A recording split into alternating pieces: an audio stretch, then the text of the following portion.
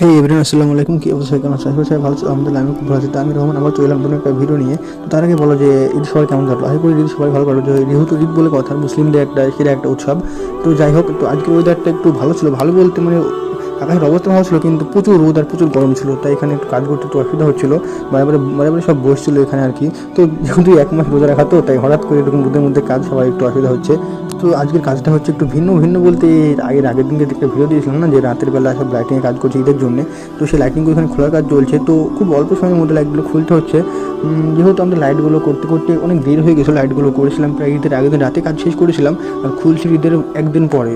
আশা ছিল যে একটু আগে করবো আর আগে মানে খুলবো, তো একটু পরিস্থিতির কারণে একটু এটা রাখা হলো না। যেহেতু আমাদের মানে বাড়িটা একদম গ্রাম সাইডে, তো এখানে অনেক মানে গাড়ি ঘোড়া ঢুকে রাস্তা দিয়ে, বা অনেক মানে যেহেতু মানে বাড়ির পিছনেই মাঠ বা এখানে আবাদ ফসল করা হয়, তো এখানে একটু গাড়ির সমস্যা হচ্ছে, লাইটিংগুলো ছিঁড়ে যাচ্ছে বা বাজছে।